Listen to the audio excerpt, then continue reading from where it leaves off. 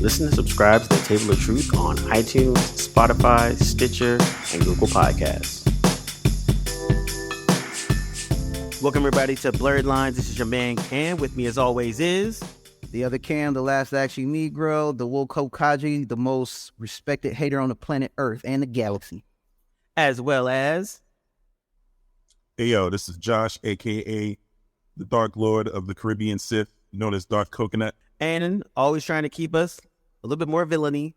This is Lord Professor D of the House Morgoth, second of my name, speaker of the nerds, scourge of imbeciles, and breaker of pop culture and mediocre chains. And we are back talking about the latest news that came out over at Warner Brothers. Our good man, James Gunn, came out and had some shots fired all over the place, shaking things up, which is actually kind of cool. I thought it was quite interesting. You know, for a long time, everyone was wondering what Gunn was going to do. And what's Gunn's partner game again? Zaslav? Peter Safran. So it's Gunn and Safran, they're the ones that are kind of reshaping what's going to go on with DC Studios. This has now been renamed. And they, kind of threw out a bunch of slates of different things that was coming out.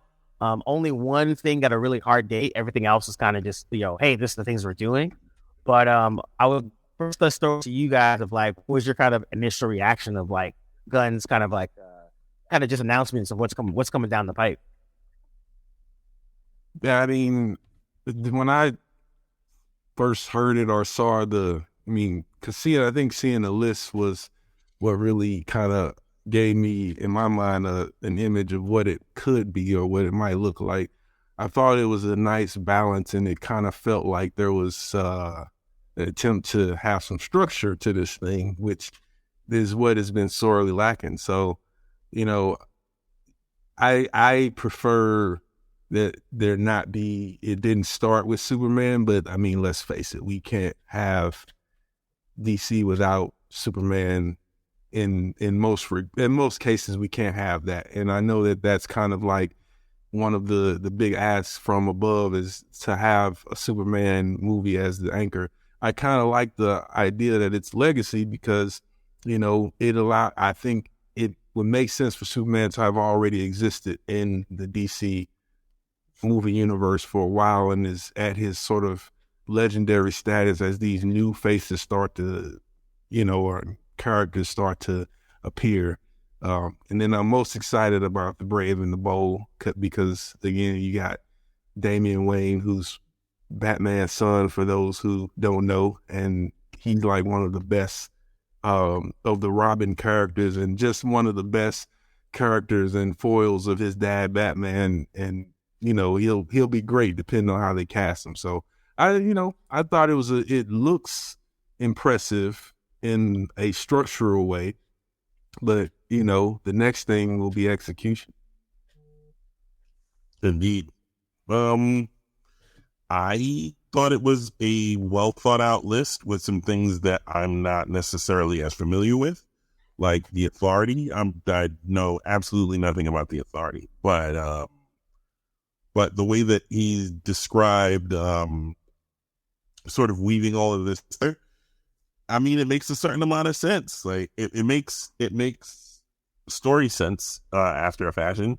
Obviously, we got to see how it pans out. But I mean, if he's the one sort of guiding this whole thing, he's if nothing else, we know that James Gunn has an exceptional, sometimes hyper exceptional eye for story. And so if he was able to do what he did with Guardians, I don't think there's going to be a problem with sort of shepherding this thing and sort of putting the Lego blocks together between Superman, Lanterns, because it's not Green Lantern, it's Lanterns, which is an interesting title choice. But and just weaving it together between Waller and the Brave and the Bold, which I like D, I'm super excited about that. I'm the most excited about that because a live action Damian, I think the casting is crucial.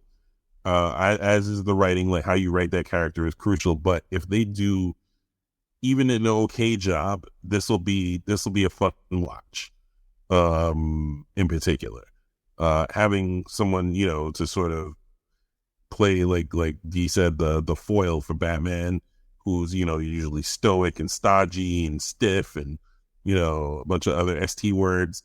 You know, he's gonna break things up rather nicely. You know, he's not gonna just be the pliant Robin that Dick Grayson and all the others that came in between have been to some measure or the other.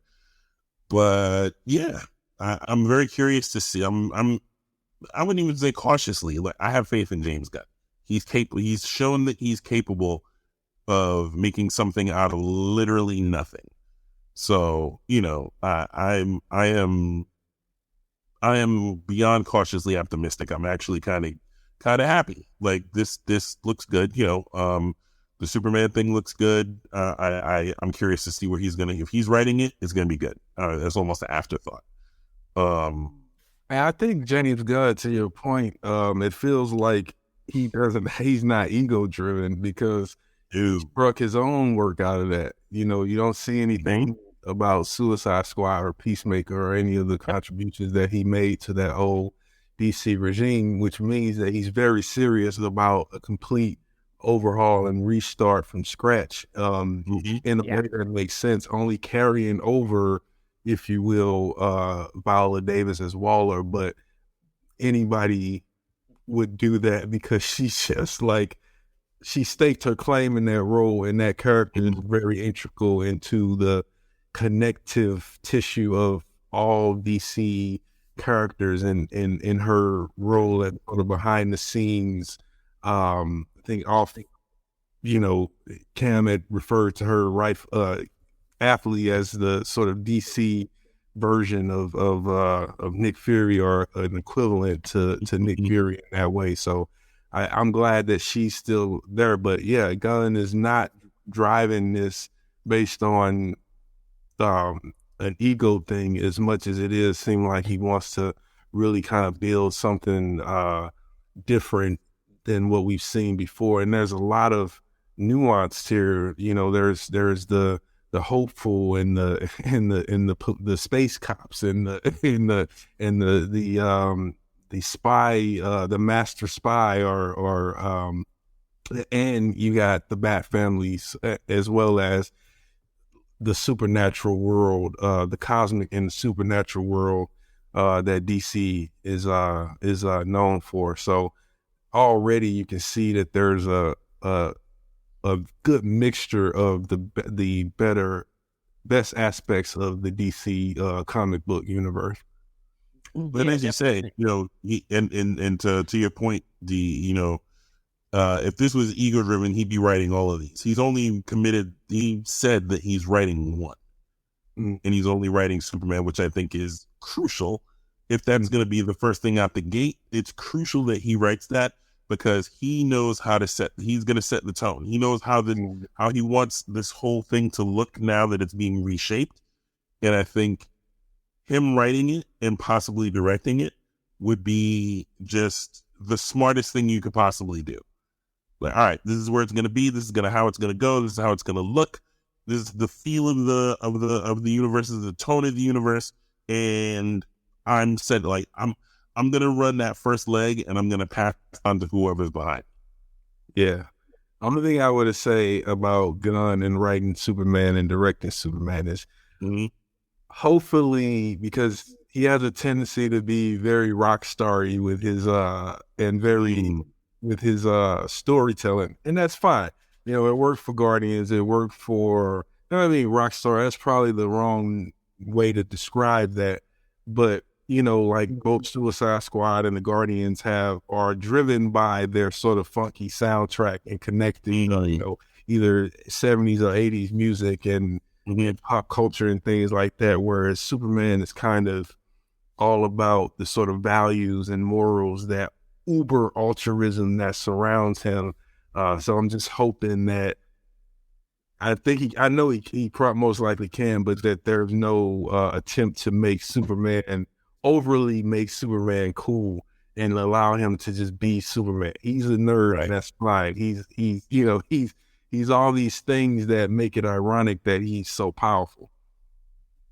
Yeah, definitely. And I think also too, this kind of mix of like different types of shows and different types of characters they're picking kind of gives you that kind of like Young Justice feel, where it's like, yo, we're gonna kind of pick from the wide variety of characters that we have in a DCU and kind of give you a little smattering of everything. Like Booster Gold is a good example where most people don't know who Booster Gold is, but in the comics, he's kind of the comic relief. He's kind of a joke, but he's also perfect for a live action series because he has a good balance of the heroic, but also the comedic and almost ridiculous. And I think that will balance well with other things that are coming out. You have Lanterns. Lanterns is basically space cops, but the Green Lantern Corps, as in terms of characters, is awesome because it's super mixed and super diverse. You have a Latino woman, you have a Muslim man, you have a black man, you have boring ass Mayo with Hal Jordan, and then you got Butch Kelly. And they made include Guy.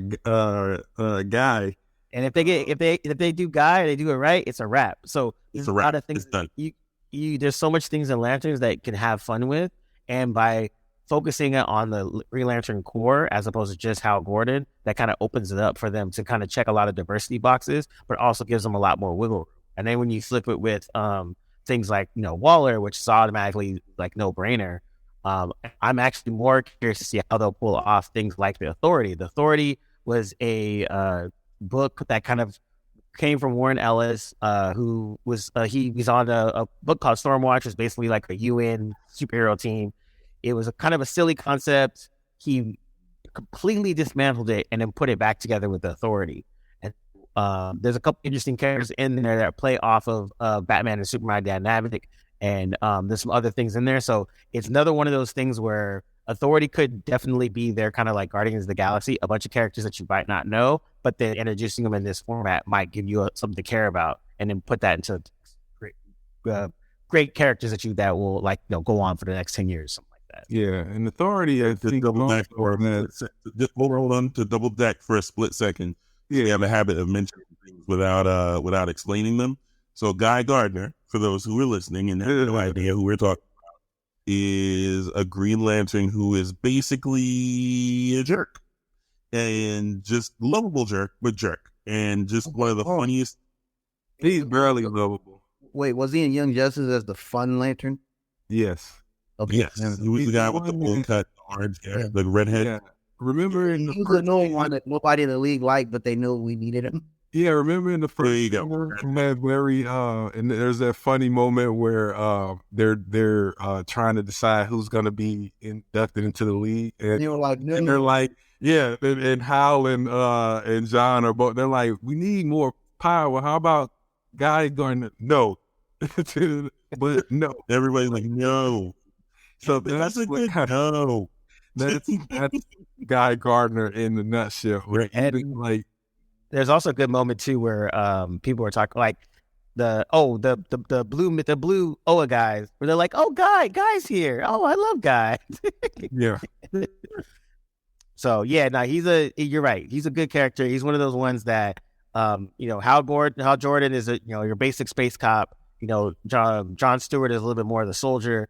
And then Guy Gardner literally is like the goof off that just happens to come into this power, but is good at heart, but it's definitely a jerk.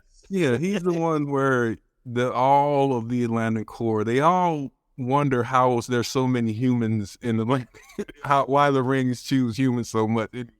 But even the human Lanterns wonder why a Ring chose Guy Gardner. I will say this to kind of bow tie it up. With most of these like franchises, when we get, I guess the word is, maybe for lack of a better term, is suffocated with the same old wash, rinse, repeat models of storytelling and stories that we're familiar with. Here is what James Gunn is proposing. What we've been all asking for, like Star Wars, for example, is like move past what is already established. Or, like when you have, in terms of NBA teams, when you have a super team that doesn't work out, what do? Trade all your assets away and start over. Yeah, you blow it up. Yeah. You blow it up, right? So Brooklyn Nets, cough, Brooklyn Nets. yeah, and Lakers, all that, So here we are now with James Gunn proposing what people who are of our like minds or fanboys, whatever, say, let's do something different. He's answering the call. I'm not saying he's placating, but this is what his envision, because I'm assuming he sees what everybody else sees who or enjoy comic book movies or fans of DC, that whatever they were doing wasn't working and they couldn't keep up with whatever Marvel, whatever the standard they were trying to keep up with. So James Gunn comes in and tries to propose this new vision. Boom. What is James Gunn more famous for? Bringing obscurity into the limelight. 100%. So I am not too familiar with all of his work, but from the limited work I've seen and his success rate, he's going to bring attention to characters that we probably never had any paying attention to. And for the diehard fans that have been begging to see certain characters and certain storylines brought to light. So that's the positive. And again, do it in a way that makes sense. And from the little information that I've been gathering about this, it sounds like he's not going to completely eliminate all of the characters you're familiar with, Amanda Waller being one of them, because she staked her claim as she is Amanda Waller. I assume most of us in agreement say there can't be no replacement for Amanda Waller. The Viola Davis who plays Amanda Waller. That's her, right? And there's going to be some consistency with the storylines. They're all going to tie in, but they're also going to have, from what I read, some standalone value. It doesn't have to be connected to the bigger universe. Not every movie has to be connected, which is fine. So that's DC Elseworlds, which I kind of wish they would just call it DC Multiverse, but because Elseworlds and the comics imply something totally different than just being a different universe. But either way, it designates the standalones, the Matt Reeves, the Batman, and Joker. And I think that's one thing I would say, even on the comics level, that DC actually does a lot better than Marvel. Like DC if you come in with a cool ass idea with the big three, like, yo, I got this idea, vampires take over the DCU and turns everyone to vampires, and we have to figure out how to kill them. They're like, great, go take 6 issues, have your little pocket universe, and have fun with that, and they'll keep moving. And I think that's one thing that DC does really well, is when people want to do crazy shit with their characters, they let them do it, but they do it in a way that's self-contained. Marvel always did the dumb shit, where they try to weave that into all this other stuff. X-Men being the prime example, where there's 5 different versions of Wolverine and 3 different versions of Storm, and they're all running around the same continuity, and it's just messy and stupid. So I think that was actually kind of a smart thing. Like you said, I wish they would have called it something else than Elseworlds, but I get what they're doing, and I think that was a smart thing to kind of let Matt Reeves' Batman be in his own little space. Let it germinate. Like, he was creating something very interesting, and I'm really curious to see how he plays it off. And like, I really hope that, like, for instance, he don't have Joker as a prominent villain, and he enjoys full fucking rogue gallery that Batman has, he can easily pull from, and that's actually pretty cool. And then these guys too, same thing. Like, let them have fun. I think the Brave and the Bold is the most interesting, because as we're talking about with Damian, is if they can nail the casting for Damian Wayne, it will literally change a lot of things. Yeah. And apparently that's supposed to be the sort of introduction of most of the Bat family, but not necessarily of Batman himself. So we'll probably see a better written live action Dick Grayson this time around, who's Nightwing from the start. Titans, I'm looking at you. But yeah, that would be hear me, Titans.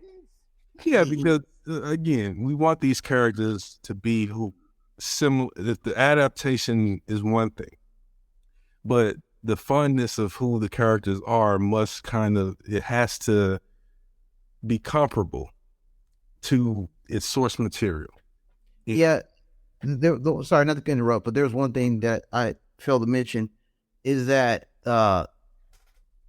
they promise everything from Superman 4 will be canon and connected. So, really, yeah, interesting. But honestly, that's a big world to play in, and like we talked about it before, right? Like, one of the good parts about Young Justice was that Superman, Wonder Woman, and Batman exist in the world of Young Justice, but they don't not main characters. So when they show up, they have very prominent roles. They push narrative along, whatever. But like we don't need them for our characters that we're focusing on to move forward. They're independent, but they live in that world. So I think that's not that bad of a move, because a world where there's a Superman and there's a bunch of space cops that come to Earth every once in a while, that's kind of cool. A world where we have a Bat family that knows that there's Superman around, but they do all the low hanging fruit stuff, the on the ground thugs, murderers, and gang stuff, because Superman don't do that shit. All right, cool. So I think that's an interesting way to kind of play it, and I think this is one where I'm like, okay, this seems like, again, and I read another thing for Gunn. He was like, we're in a better position to do a chapter 1 than MCU was when they first started, because MCU didn't really have a plan when they started. They were just like, let's put some money into this Iron Man. Let's hope this shit works out, and it did. And then they kind of scrambled and kind of hodgepodge it together. Now it turned out pretty dope, and that, but it took them a little bit to figure it out. That first post credit scene was just like a random off idea that that Jon Favreau had to have Sam Jackson appear as Nick Fury, and because of the that was kind of a good thing, because had just been they did a book where he was his likeness was introduced as Nick Fury, and so that worked out well. But then it just became this new thing. Although they didn't start it, the other, give him credit where it's due, the other Sony and Fox Marvel films were doing post credit things, right? But the MCU took it to a narrative development level where that's the way it was. Nowadays, I don't know what they're doing post, but each one sort of built to something bigger, and that bigger thing being the Avengers. And so from there, you can see that they now have Gunn and his cohort. They have a roadmap of the things that work and things that they can try different, because I think one of the things that with this slate tells me is that they're not trying to do all of the same things. They're going to give these filmmakers a little bit more tonal freedom, as long as they're kind of in line narratively. So the problem with a lot of Marvel films is that there was an established tone, and that tone takes precedent over any kind of narrative ambition for each individual filmmaker. That's why I thought it was hilarious when people were calling Doctor Strange and the Multiverse of Madness Disney Marvel's first horror film. Like, if that's their first horror film, man, I would hate to see their first rated R film. But that's what it's, because that tone has been established, and because it worked. And it's been very successful, taking nothing away from them. It's been very successful, but it all falls back to that style that was established with Iron Man. Yeah. Which is, you go only but so far with the stakes, but then you rein it in and undermine it with a little bit of brevity.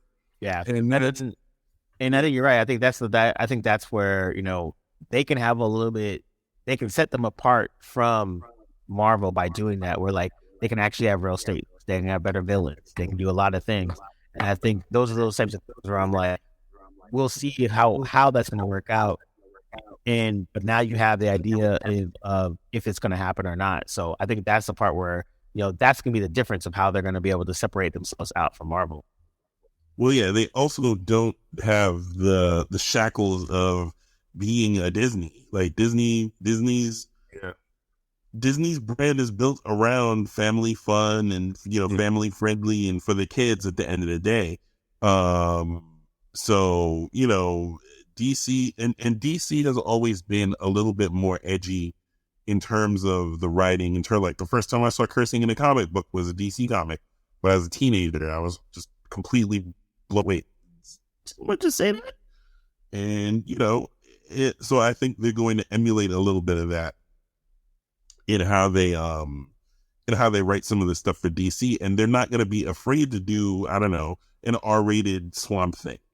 You know what I mean? Like they don't have the shackles that Marvel has. So I think you'll see a lot more risks being taken, a lot more in the way of movies that sort of separate themselves from the standard, PG-13 as like the edgy sort of narrative based storytelling. Yeah. I think it gives Disney and Marvel listen, if that first film is out the gate, boom, it changes the overall landscape because now Marvel has to step up a bit, especially as they keep going on. And again, like you said, a Swamp Thing is rated R and totally different than what we saw in Superman Legacy. Now you're saying, okay, this, you don't get fatigued that way, or you won't feel like, okay, this movie is no different than the last one I saw, or the last one I saw, or the last one I saw. You know what I'm saying? You won't feel that way. You will never get tired of going to see DC films. Yeah, and I think was the cadence supposed to be like one movie, or was it 2 movies, 1 TV show, or something like that? They're like setting that cadence early. Yeah, I think it's 4 and 4. I think it's 4 total. It's 4 total. 2 movies and 2 shows a year. I think they said they were doing. Yeah, is there any way we can bring the Punisher to DC? Yeah. Probably not without him and Batman like having a fight to the death in which probably the Punisher would kill Batman. I'm just saying because the Disney-fied, once Netflix lost, I don't know, rights to show Punisher, I'm like, man, we'll never see that version again, even with the actor being John. Was it Bernthal?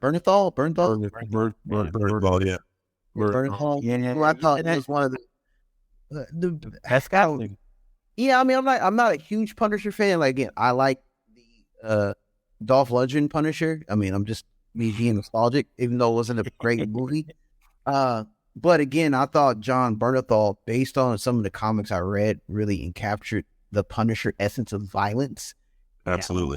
Yes. I know Disney will never go that far down the rabbit hole, in my opinion. So I actually think I'm joking about what a DC, but I'm just No. I think that's going to be their first test. Honestly, I think their first test of how they're going to do their quote unquote Marvel Knights series, you want to call it, think the more edgier stuff, will be Punisher. How they do Deadpool. I think those two are going to be their test of like, are we going to get PG-13 Deadpool? If we do, folks are going to turn out. Are we going to get PG-13 Punisher? People are going to turn out because that's not the character. And I think the juxtaposition of what Gunn is doing is Gunn is actually basing stuff. Okay, the storytelling is the most important thing. It's already been established in the comics. So let's keep that cadence and tell a good story. Where Marvel is, at this point now, we're in, the MCU lately, it's been let's cater to what our marketing situation is as opposed to actually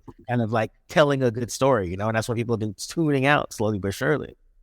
Yeah, they've been really having some cake and eating it too, because, they're trying to include like certain social issues, but they don't go nearly to the point of having making the conversation worth it, because again, you're trying to balance that against the story that you're trying to tell. But I think one of the interesting things is, like you said, whether or not we're gonna get Deadpool true to who he was before, you brought Cam brought up the Punisher, and I was thinking like, the Netflix one was cool, but the real Punisher, the live action, was a little movie called Punisher Warzone from with Ray Wine. Punisher. What's the guy that plays him? Ray Winstone. He's one of Thor's homies in the Marvel verse universe. Yes. Yeah. Warzone was crazy. I think that was gorilla. In the first 3 minutes, he killed more people than like the first 2 movies combined, or some shit like that. Like something ridiculous. And it was directed by a woman that was was one of the main stunt people from, I think, the previous film or something like that. Yeah, I remember when that movie came out, it was like 2 or 3 years after the Thomas Jane film. So it was confusing because you're like, is this a sequel? It don't look like that, but then when you see it, it's like, man, they just drop you in the middle of the Punisher's world and don't even worry about trying to they give you the flashbacks of his trauma, but he's just a killing machine. And it was like, it was the best Punisher film. Talk about it. And it's so underrated. It's not a great movie, but it's bro, fun, man. That parkour scene where these dudes just flipping off of rooftops, and then dude rocket launchers, the main guy. That was so beautiful. Yeah, because it was shot really well because you don't see Punisher in the frame at all. All you see is dudes flipping, and then the main one like flips and tries to jump across a building, and then all of a sudden a rocket hits him. And same POV. And they cut to Punisher like standing there, just like holding the smoking rocket. We're laughing at this, but it's comic books. I mean, man, it's comic book violence. You're right. It was great. It was so good. Yeah, it was. I didn't expect it to be good at all, and then when I watched it, I was like, "What have I watched?" Yeah. And what's his name was really good as Jigsaw. I thought. I mean, he was. Yep. I mean, again, for what they had and what they did, Cousin Larry was amazing. Not even from comic books. Absolutely was a great addition to the movie. Yeah. Yeah. No, they did a good job. I think, and like you said, it was one of those things where like it clearly was like, hey guys, we already have this greenlit. We already have a budget. What do you guys want to do? Yeah, and they're like, man, we can't tell the same story we just told. We can't keep going back to emo Punisher. We just, like nobody wants to see that. That was the whole problem with Thomas James. Like for the whole movie, he's like got his head buried in his dad. Like he's dead, like the whole time. And so, yeah, we wanted the one that came 2 years later. That was, and the one we haven't gotten since. Well, half we got. I'll give Netflix credit. That Punisher stepped it up, but that was just in the middle of a befungled story that nobody remembers, and I certainly don't remember what was going on in that story. That trailer for the full trailer for the first season of Punisher, though, with the Metallica. The Metallica soundtrack, that was phenomenal. Yeah, I think Punisher was probably Netflix's more successful of the shows as a whole. Yeah, and I like that they like I said they kept it. They tried to be as edgy as they can within the constraints they did, and I thought they did a pretty good job of it. And I took Cam's credit. I think you're right. If you have Punisher back as a character, you have Daredevil back as a character, you have Deadpool, and these characters are not necessarily the bright and shiny Disney situation. So let's see what you guys do with it. I think Daredevil would be another one that would be like a mini test to see how they go with that. If Daredevil is all shiny and happy, like almost Hawkeye-like, they're gonna be like, all right, well, now you got your answer. If it's gonna be the jokey smashing She-Hulk and the She-Hulk series type thing, then there you got your answer. But like you said, if we get PG-13 Punisher where he's like, tying criminals up for leaving them for the cops, many people and there's no blood. Yeah, now when he's shooting them with stun guns and rubber bullets and knocking them out. Exactly. He's not doing it. Daredevil, I really have no hope for that one. Not to stray too far of it, but even the Born Again subtitle is just a little weird to me. Yeah, that was a weird liberation of evangelical, and I thought Matt Murdock was a Catholic. That I'm like, how is it? I don't get that. So I get it's clever. It's supposed to be, he's born again on Disney Plus instead of Netflix. Yeah. But it's an odd choice. It's an odd thing. They should just drop it. And I think so. Now we have DC trying to kind of starting something that could. And again, I think all of us kind of are optimistic about the DC situation because Marvel needs somebody to play off of. We saw them without anyone to play off of for the last 5-6 years, and they was really duty. and they become content, and that's what happens when people have thing to kind of measure. You are the measuring stick, so now you can kind of coast. And so you need a villain to get you better. You need a foil to freaking to fight against. And I think because these last 3 to 5 years, DC hasn't really put anything that can do that same thing. Marvel felt like they can do whatever they want. They got kind of fat, they got lazy, they got spoiled. And I think Gunn kind of introducing and kind of doing this shakeup could definitely give it a good run for its money. Because it's going to make Marvel need to go back to the gym now. Yeah. Like I watched. I didn't finish Peacemaker, but I watched a good chunk of it, and that show was already better than a lot of the Disney Plus shows, just in terms of like casting wise, tone wise, and how it was portraying and that character. And so again, I think this is like, again, if we get a strong Superman movie, $1 billion Superman movie, that will ring bells that Marvel, like you said, will have to get back into the gym and be like, whoa, we need to hold on.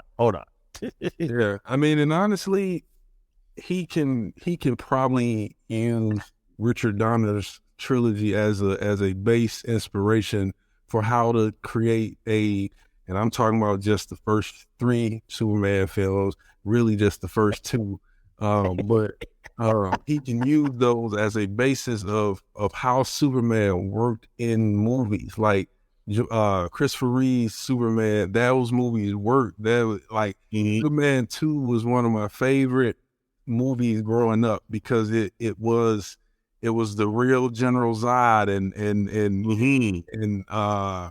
his ambition. What's his name? Gene Snitsky was not Snitsky.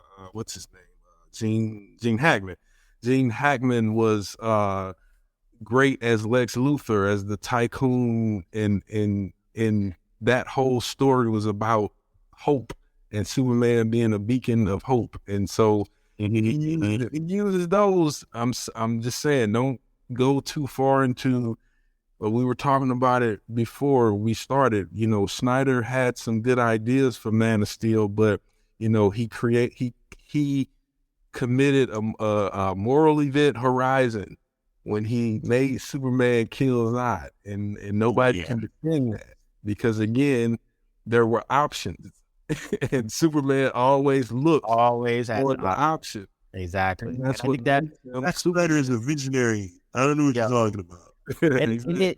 and again, it's like Snyder again always has good ideas. His execution is always where it fails him, but straying away from the core aspect that Superman is a Boy Scout and he's always looking for the option, right? He's always looking to how to save people, how to figure this way out without violence or whatever. And so I think by portraying that core value messed up the whole situation and took a lot of people out of Man of Steel, because it was kind of like, yo, man, Superman is supposed to be the beacon of good. You watch that first Superman movie and that second one, every time Reeves as Superman is on screen, it's majestic.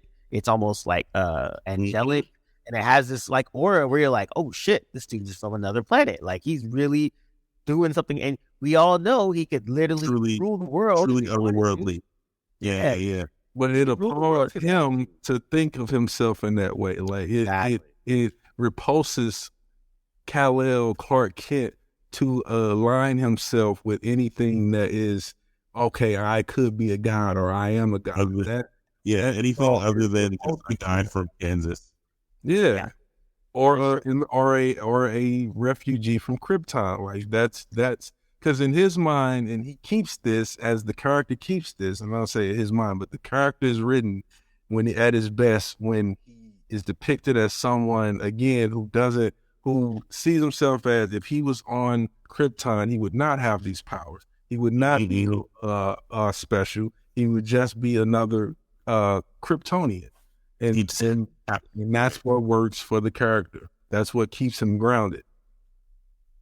Yeah, 100%. And I think that's and even me, like I'm just not I've never been a real big Superman fan, but at the same time, I still understand the core values of what Superman is. Who the character is, what he does, what he stands for, and that's actually a good thing because that carries on to anything that he shows up in. If I'm watching Justice League, I know Superman's going to try to be the most optimistic option. Batman's going to be the most realistic option. And then, so these core traits is something that I think for Snyder, he got away from, and they just kept getting away from it from, continuing on to the rest of the movies. Yeah, I think the best one line came from the great Justice League Unlimited when Batman said, Clark is a good man, I'm not. That's what that perfectly sums up who Batman and Superman both are in terms of how they deal with villainy. So, so as long as Superman remains the ideal human being who is not actually human, there you go. And I would say to wrap most of this up, one of the things I do like about what Gunn is doing, Gunn is actually one of the best entertainment people on Twitter.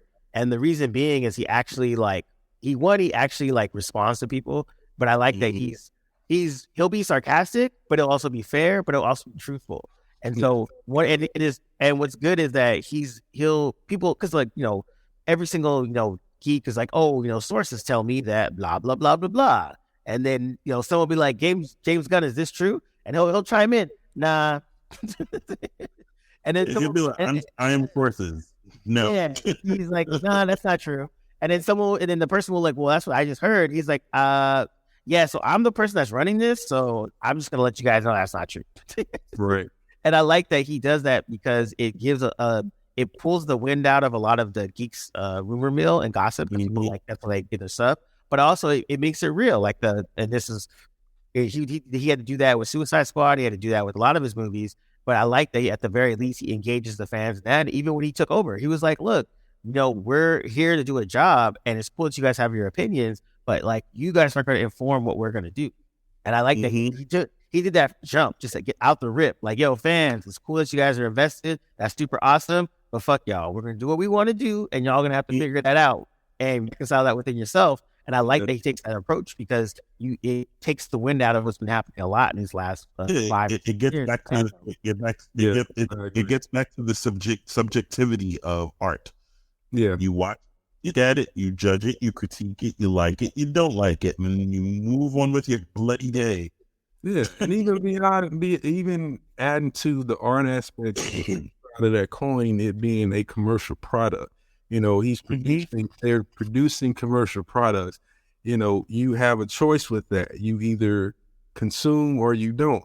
You purchase or you don't. And so up until then, and that's the sort of, I guess, thing that's become a problem in modern fandom, is that now there's this overbearing desire to have ownership over these things, when in truth, you're really supposed to really just only consuming them as products of, entertainment or artful productions, whatever you want to look at it.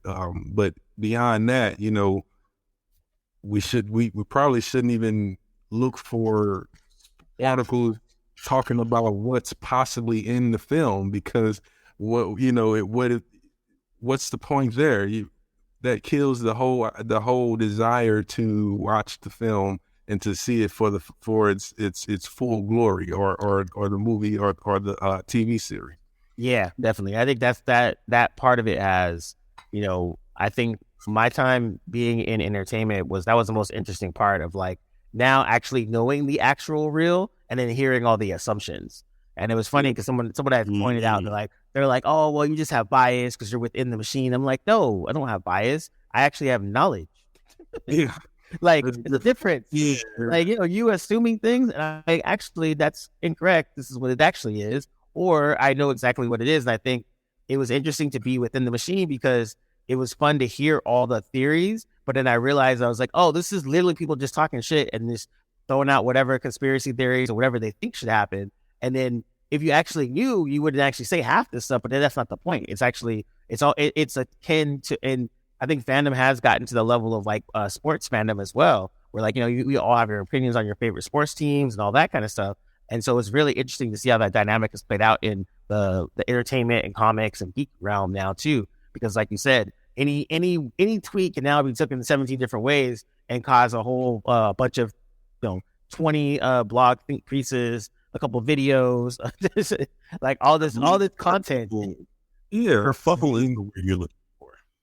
Yeah, definitely. I mean, the casting kerfuffle, everything from it. It's just, it all becomes this sort of wave of angry fans because it's not done the way they want it to be done, even though Well, not. I think a large part of it is what Cam was saying. People assume that they know how the machine works from the outside. Oh, absolutely. And, we're inside. A show still works in entertainment, and I got to tell you, we don't know nothing. But the thing is, we know how the framework works, the structure. We know the order of operation. We know that you can't do this without that. We know that you have to have a budget before you have this. There's pre-production. There's all these things that go into how these things are made. And I think once you step outside of the awareness of what that structure is and how these things work, how the machine sort of, is connected leg bone to thigh bone, so to speak, you're wading into waters and you don't know what they are. You know what I mean? Like, people just want to have opinions and they want to talk and they want to say what is and what isn't and what this person's going to do because they read, something on buttnut.com or whatever stupid site of the day has some unfounded rumor. I would say, to anybody who wants to really know, educate yourself on the structure and you'll realize that 95% of what you read on the internet falls away. Once you know how the machine works, once you know how these things, how these deals are brokered, how these films are greenlit, how, pre-production works, how hiring the director works, and then casting. And, once you know how all these things sort of fall into place one behind the other, and they have to fall in place one behind the other. There's an order of operation. Once you know the order of operation, everything else falls away. You'd be stunned at how much crap just falls away that you read on the internet. It's just like, that doesn't make sense because this hasn't happened yet. That's a lot of homework for the uninitiated, Josh. I mean, I'm just saying, some people just want to know what's coming and when it's coming and how long they got to wait. That's true. But, for the people, I'd like to think that if you're listening to a podcast about by a bunch of dudes who at the end of the day just kind of firing off opinions, I figure you want to know a little bit more than the average. And if you want to know a little bit more than the average, then you need to know what the structure is. You need to know how the machine works. What screw goes where. Why is different from the transmission? Why a manual transmission is different from an automatic? You know what I mean? You need to know those things if you really want to see how the machine works. Once you know that stuff, when you read blogpostfort.com's, hot take on whatever the thing of the day is, and you peep that it's wrong, you're going to be able to peep that it's absolute nonsense. The fun be able to about it is that most people gas themselves up about it, and then when it doesn't turn out the way they thought, they get really upset and they blame. Yeah. Because a little bit of that happened with a few things that we've seen over these recent years or whatever. But yeah, I think all that to say, going back to what we were talking about with James Gunn, that he recognizes that aspect of fandom and he's responding to it sensibly and not with contempt, because I think there's that kind of instinctual desire to kind of, throw a little contemptuous statements at some of this silly stuff that pops up, because there's a lot of it that pops up, especially from the fans that still want to see Zack Snyder's universe revived. And, most of us don't get that, but they do, and he's trying not to alienate them, and that's very diplomatic of him, and so intensely so. Yeah. So, it's all to say now we have talked about the phase one of him saying, okay, this is what it is going to be. DC Studios Chapter 1, Gods and Monsters. Now phase two for us is the execution. So I guess we have to wait at least at the very earliest till July 11th, 2025, when Superman Legacy is supposedly going to hit theaters. But until then, this looks good. But again, next is execution. We'll see how if the Gunn is if he's left to his own devices to actually do it the way that he wants to do it. Yeah, I'll wrap that up. Go ahead, Cam. I was gonna say, Josh, you mentioned understanding the machine, but you forgot to put an asterisk. Once you understand the machine, that comes with a certain level of cynicism because you understand and know the intricacies of how things work and how sometimes the people behind the machine don't do the right thing. Very true. Sometimes Yeah. ignorant bliss is sometimes fruitful. And you can live that one side. It's like the red pill, blue pill. Do you want to enjoy your steak or do you want to really understand how the matrix works? And for better or worse, either be patient and understanding and maybe have a greater understanding of how things may work, or be mad because it ain't going. No, they not doing.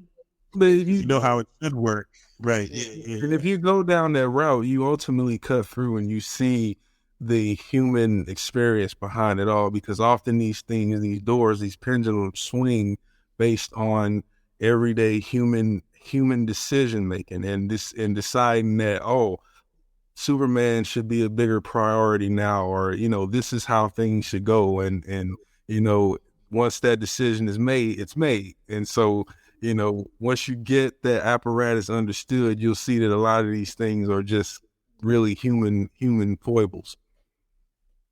Yeah, definitely. And so, all right, so we're gonna wrap it from there. We'll do some final words. We'll start with, actually, you know what? I'll go first for final words. I always go last. Try to mix it up a little bit. For me, my final word, I'm actually optimistic with all of this. I think it's going to be super interesting how they're going to pull it off. But again, going back to what Dee said, it is about execution. I think for me, if I get a proper Mr. Terrific, I think this whole thing is worth it. Proper who? Mr. Terrific, you said? Yeah, proper Mr. Terrific. Just because yeah. they did him dirty in the Arrow series, I thought. But yes. But I think I am cautiously optimistic. I'm with D. It's about execution. But from the start of going back to kind of just telling good stories and really harping on that as your narrative, and that's the important part of it, and not and openly saying, yo, we are not going to be in MCU. We're trying to do something a little bit different and do something that's more true to what this brand is. I think it's a smart way to start it off, and I'm curious to see how they pull it off. So yeah, we'll see what happens. Cam? Sorry, I was on mute. If the final word is on this, cool. Let's just see how it plays out. I don't have any expectations about DC. Look, I understand full well DC comics animation top tier. Movies not so much. Having James Gunn on board this is cool. Interested to see at my own pace what unfolds, and we'll take it from there. And outside of this, drink water and get your rest. That's it.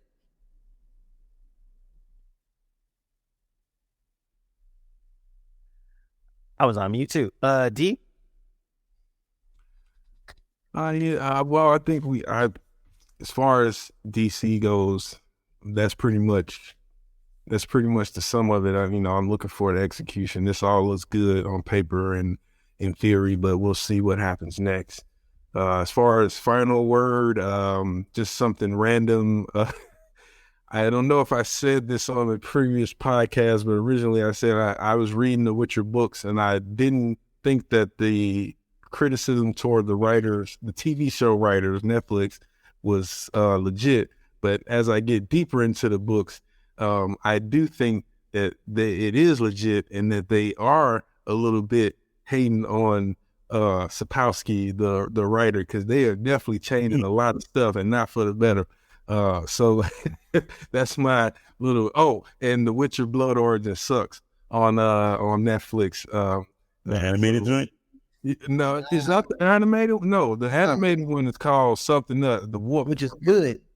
Yeah, I have to watch that one. That was about Vesemir, but this one is and Vesemir is the one that trained Geralt. But this one is supposed to be about when they create the first Witcher or whatever, and when This one's about being cheeks. It's terrible. yeah, it is that. It is bad. But anyway, that movie and seeing how they're doing things, they are going radically different than what's in the books, and versus a lot of recent fantasy adaptations. So it'll be interesting to see. But I'm enjoying reading the books. I think if they cut that stuff, then I don't know where they're gonna go. But anyway, that's my word. Josh? Two-prong. I think that while I am a staunch and avid Marvel guy from almost from birth, end of the day, I think I want DC to do well, because at the end of the day, it's only going to strengthen and cement the genre. And I do have a personal nerd-like investment in the genre prospering. You know, this is what I've always had in my mind's eye when I was a kid. So, you know, if this will only further that, then great. The other is, don't forget to watch Picard. It's coming up in a couple weeks. Because Star Trek. And that's it. That's all I got. Oh man, that's right. It's coming back. And Disco too. I actually just told somebody, I was like, I've come so far with Disco that I'm gonna see it through. Folks like D, Can't let it go. Black, no, D don't. No, I have to because I've already spent so much. It's just like Titans. You already dumped into the pool of crap. So now you gotta swim to the other end. So Now you gotta right. You know it's gonna stink the whole way. So Android, you're used to it. Yeah. That might get better, guys. Go might get better. You never know. Optimism, people. You know what? We'll end this on optimism. I think this whole pod has been about optimism. We're interested in seeing what happens, and I think, in general, I'm going to be optimistic. Give people the benefit of the doubt from prior to their what they've done before. I'm actually going to be like, hey, you know what? Maybe they'll surprise us. I learned long ago, if you don't have anything positive to say. Wow. And on that note, the Blerdlines, and we are out. Lessons for the kids.